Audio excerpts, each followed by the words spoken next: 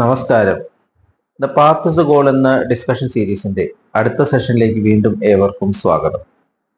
നമുക്ക് ആദ്യം മെഡിറ്റേഷൻ ചെയ്യാം. കണ്ണുകൾ അടച്ച് ശാന്തമായിരിക്കൂ. ഭൂമി മാതാവിനോടും സർവചരാചരങ്ങളോടും അന്തരീക്ഷത്തോടും കൃതജ്ഞത രേഖപ്പെടുത്തൂ. ഭൂമി മാതാവിൽ നിന്നുമുള്ള ഹീലിംഗ് എനർജി കാലുകളിലൂടെ പ്രവേശിച്ച് ശരീരം മുഴുവൻ വ്യാപിക്കുന്നതായും ശരീരത്തിലെ എല്ലാ ഭാഗങ്ങളെയും എല്ലാ കോശങ്ങളെയും റിലാക്സ് ചെയ്യാൻ സഹായിക്കുന്നതായും അനുഭവിക്കൂ.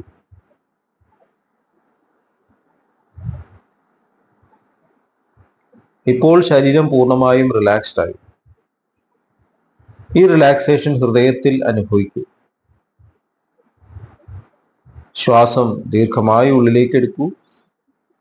ഹൃദയത്തിൽ സ്നേഹം നിറയുന്നതായി അനുഭവിക്കൂ. ശ്വാസം പുറത്തേക്ക് വിടുമ്പോൾ സ്നേഹം പ്രപഞ്ചം മുഴുവൻ വ്യാപിക്കുന്നതായും അനുഭവിക്കൂ.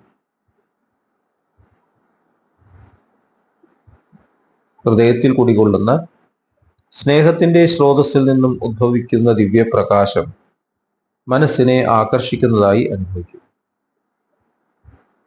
ആ ദിവ്യപ്രകാശത്തിൽ ധ്യാനം ആരംഭിക്കൂ. മനസ്സിൽ ചിന്തകൾ വരുന്നുണ്ടെങ്കിൽ മൃദുവായി അവയെ അവഗണിക്കുക. ദിവ്യപ്രകാശത്തിൽ ധ്യാനം തുടരുക. Please start meditation.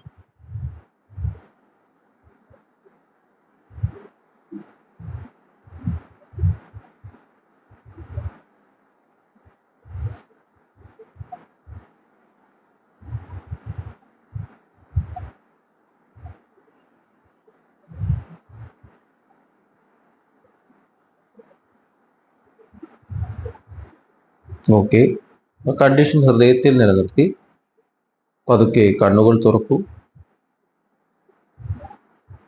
എല്ലാവരെയും ഹാർദമായി ഹാർട്ട്ഫുൾനെസ് സഹജമാർഗ് മെഡിറ്റേഷൻ സിസ്റ്റത്തിലേക്ക് സ്വാഗതം ചെയ്യുന്നു. എങ്ങനെ ജോയിൻ ചെയ്യാം എന്നത് ഡിസ്ക്രിപ്ഷൻ ബോക്സിൽ കൊടുത്തിട്ടുണ്ട്.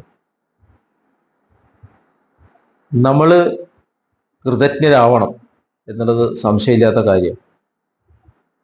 കൃതജ്ഞത ആരോടാണ് പ്രകടിപ്പിക്കേണ്ടത്?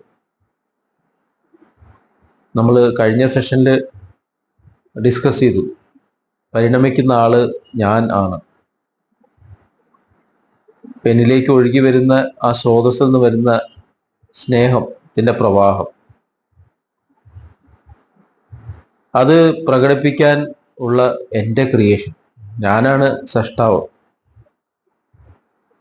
ഇപ്പൊ സൃഷ്ടാവ് എന്നുള്ള തലത്തിൽ ഉയരണം എന്നുണ്ടെങ്കിൽ എൻ്റെ സൃഷ്ടി ആ പൂർണ്ണ സ്നേഹം സ്വീകരിക്കാൻ തക്കോണം വികസിച്ചിട്ടുണ്ടാവണം, എക്സ്പാൻഡ് ചെയ്തിട്ടുണ്ടാവും. ഇതാണ് എക്സ്പാൻഷൻ ഓഫ് കോൺഷ്യസ്നസ് എന്ന് പറയുന്നത്. അപ്പൊ ഞാനാണ് ഉറപ്പുവരുത്തേണ്ടത് എൻ്റെ ചിന്താഗതികളും എൻ്റെ വാക്കുകളും എൻ്റെ ചുറ്റുമുള്ള എല്ലാ ചരാചരങ്ങളും സ്നേഹത്തിൽ നിറഞ്ഞിരിക്കുകയാണ്.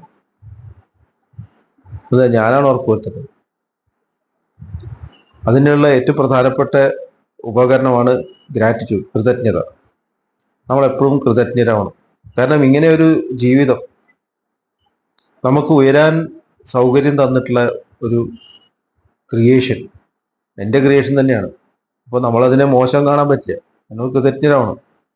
എന്നെ പഠിപ്പിച്ചുകൊണ്ടിരിക്കുകയാണ്. എൻ്റെ ഉള്ളിലുള്ള മാലിന്യങ്ങളും എൻ്റെ ഉള്ളിലുള്ള നന്മകളും ഞാൻ തന്നെ എക്സ്പാൻഡ് ചെയ്തുകൊണ്ടിരിക്കുകയാണ്. അതുകൊണ്ടാണ് ക്രിയേഷൻ എന്ന് പറയുന്നത് ഒരു ആത്മാവിന്റെ ഇംപെർഫെക്ഷന്റെ പ്രകടനമാണ് എന്ന് പറയുന്നത്. പെർഫെക്റ്റ് ആയി കഴിഞ്ഞാൽ ക്രിയേഷൻ ഇല്ല. നമ്മൾ സോഴ്സിൽ മെർജ് ചെയ്ത് കഴിഞ്ഞു. സൂര്യന് അന്ധകാരം കാണാൻ സാധിക്കില്ല എന്ന് നമ്മൾ ഡിസ്കസ് ചെയ്താണ്. അപ്പോൾ കൂടുതൽ നമുക്ക് സോഴ്സിന്റെ തലത്തിലേക്ക് ഉയരണം എന്നുണ്ടെങ്കിൽ ഞാൻ എൻ്റെ ക്രിയേഷനെ ബ്യൂട്ടിഫൈ ചെയ്യണം.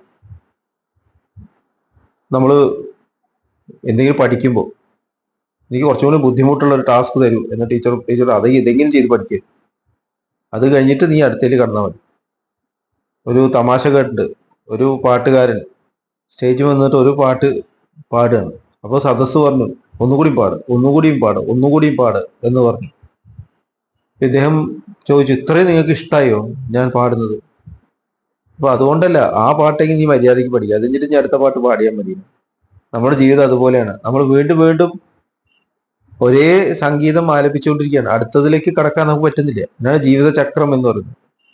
ഇനി ഉയർന്ന തരത്തിലൊരു മാനിഫെസ്റ്റേഷന് തയ്യാറാവണമെന്നുണ്ടെങ്കിൽ നമ്മൾ ഇപ്പോൾ ഉള്ളതിനെ ബ്യൂട്ടിഫൈ ചെയ്തിട്ടാണ്. ഇവിടെയുള്ള എല്ലാത്തിനെയും ഞങ്ങൾ ഇഷ്ടപ്പെട്ട് സ്നേഹത്തോട് നിറഞ്ഞിട്ടുണ്ടാവണം. അപ്പൊ അതിനുള്ള ഒരു വഴി കൃതജ്ഞത, ഒരേ ഒരു വഴി കൃതജ്ഞതയാണ്. ഏറ്റവും ഗ്രോസ് എന്ന് പറയുന്ന കാര്യങ്ങൾ അതിന് നമ്മുടെ ശരീരത്തിലാണ്. മിനറൽസ്, ആറ്റംസ്, വെള്ളം, അഗ്നി ഒക്കെ നമ്മുടെ ശരീരത്തിലുണ്ട്. ഈ പ്രകൃതിയിലുള്ള പ്രപഞ്ചത്തിലെ വസ്തുക്കളാണ് എൻ്റെ ശരീരം ഉണ്ടാക്കിയിട്ടുള്ളത്. അവർ നമ്മുടെ കൂടെ വർക്ക് ചെയ്തുകൊണ്ടിരിക്കുന്നു. നമ്മുടെ ശരീരത്തിന് ഒട്ടി നിൽക്കുന്നുണ്ട്, വിട്ടിട്ടും എല്ലാം എൻ്റെ ശരീരമാണ്. അവരെല്ലാവരും നമ്മളെ ഹെൽപ്പ് ചെയ്തുകൊണ്ടിരിക്കുകയാണ്. അവരില്ലായിരുന്നു നമുക്ക് ഇങ്ങനെ പ്രവർത്തിക്കാൻ പറ്റും. കുട്ടിയില്ലെങ്കിൽ ടീച്ചർക്ക് എന്ത് റോളാണുള്ളത്?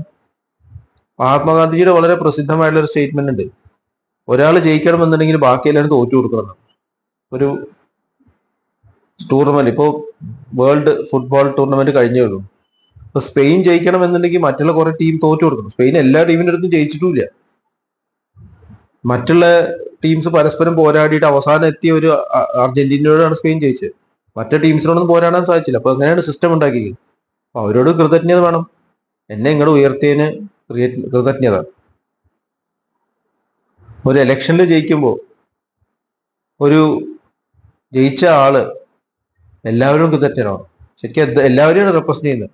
ഞാനിപ്പോഴും പൂർണ്ണനായിട്ടില്ല. എന്നെ യുനാനിമസ് ആയിട്ട് ആർക്കും ഇഷ്ടപ്പെട്ടിട്ടില്ല. ഞാൻ അതിലേക്ക് ഡെവലപ്പ് ചെയ്യും. അത് എൻ്റെ റോളാണ്. എനിക്ക് ഇലക്ഷൻ ജയിക്കണം എന്നില്ല. ഞാൻ എൻ്റെ ഹൃദയത്തിൽ ഒരാളോടും ഒരു വെറുപ്പില്ലാത്ത രീതിയിലാവണം. അപ്പൊ ഇങ്ങനെയാണ് നമ്മൾ എക്സ്പാൻഡ് ചെയ്യുന്നത്. അപ്പൊ നമ്മൾ പാത്രം കൂടുതൽ കൂടുതൽ എക്സ്പാൻഡ് ചെയ്യണമെന്നുണ്ടെങ്കിൽ നമ്മുടെ മുമ്പിൽ അത് സ്വീകരിക്കാനുള്ള ഒരു ക്രിയേഷൻ നമ്മൾ ക്രിയേറ്റ് ചെയ്യണം. അതിനാണ് ക്രിയേറ്റിവിറ്റി. അപ്പൊ റിയാക്ഷൻ മാറിയിട്ട് ക്രിയേഷനിലേക്ക് മാറുക എന്ന് പറഞ്ഞതാണ്. നമ്മളുടെ ക്രിയേഷനെ നമ്മൾ ബ്യൂട്ടിഫൈ ചെയ്യുക. ഇനി ഇവിടെ ഒന്നും മോശമില്ല. എനിക്ക് എവിടെ വേണമെങ്കിലും ചെല്ലാം, ഏത് ഹൃദയത്തിൽ വേണമെങ്കിലും എനിക്ക് പ്രവേശിക്കാം, എല്ലാം എനിക്ക് അറിയാം. അവർ നമ്മൾ പറയേണ്ട കാര്യമില്ല.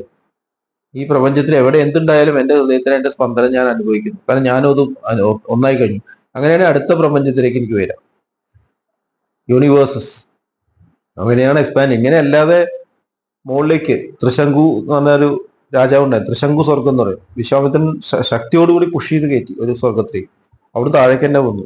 പിന്നെയും മുകളിലേക്ക് ഉയർത്താൻ ശ്രമിച്ചു. അപ്പൊ അവിടെ ഇവിടെ ഇല്ലാതെ കടന്നു എന്നാണ് ത്രിശങ്കു.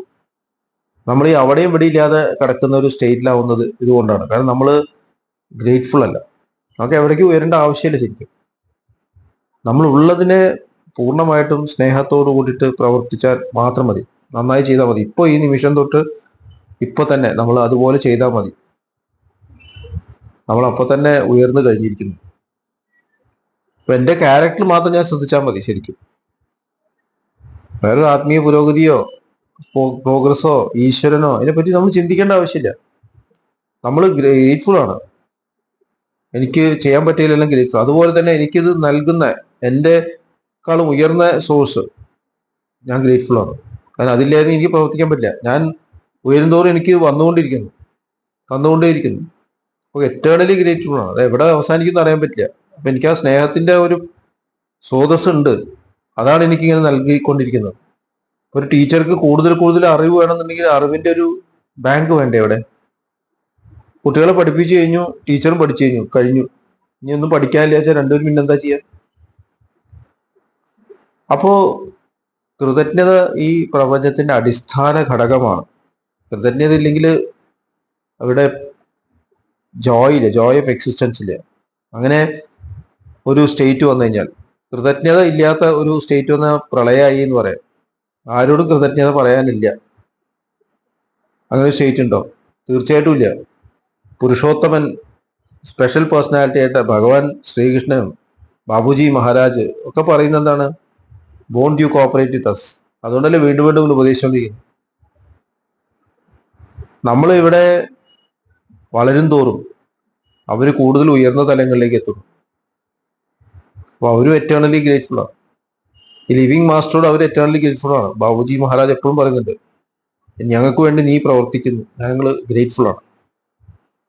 അപ്പോൾ ഗ്രാറ്റിറ്റ്യൂഡ് എന്നത് നമ്മുടെ അണ്ടർലൈങ് ആയിട്ടുള്ള എന്താ പറയുക ഫൗണ്ടേഷൻ ആണ്. എപ്പോഴും ഗ്രേറ്റ്ഫുൾ ആവുക. എല്ലാ നിമിഷങ്ങളോടും എല്ലാ സമയങ്ങളിലോടും എല്ലാ എക്സ്പീരിയൻസുകളോടും നമ്മൾ ഇന്ററാക്ട് ചെയ്യുന്ന എല്ലാ ജീവജാലങ്ങളോടും ഒക്കെ നമ്മൾ കൃതജ്ഞരാവണം. അതുകൊണ്ടാണ് സംസ്കൃതത്തിൽ ഓം സഹനാഭവതു സഹനൗ ഭുനക്തു സഹ വീര്യം കരവാവഹൈ തേജസ്വിനാവധീതമസ്തു മാ വിദ്വിഷാവഹൈ എന്ന് പറയുന്നു. Eternally grateful. നമ്മളെല്ലാവരും ഉയരുമ്പോൾ ഒരുമിച്ചേ ഉയർച്ചയുള്ളൂ. ഒരുമിച്ച് ഉയരുക എന്ന് പറഞ്ഞാൽ ഞാൻ ഉയരാണ്, ഞാൻ ഉയരുക എന്ന് പറഞ്ഞാൽ പ്രപഞ്ചം ഉയരുക എന്നാണ്. ഈ ഒരു തത്വം നമ്മൾക്ക് ആഴത്തില് ഇറങ്ങി വന്നു കഴിഞ്ഞാൽ, നമ്മൾ ഹൃദയത്തിൽ അത് എസ്റ്റാബ്ലിഷ് ആക്കി കഴിഞ്ഞാൽ നമ്മൾ ശരിക്കും എഡ്യൂക്കേഷൻ എന്നുള്ള പ്രോസസ്സിലാണ്. ഇത്രയും പറഞ്ഞുകൊണ്ട് ഇന്നത്തെ ഡിസ്കഷനോട് അവസാനിപ്പിക്കാം. അടുത്ത സെഷൻ വരെ വീണ്ടും വാങ്ങുന്നു. നന്ദി, നമസ്കാരം.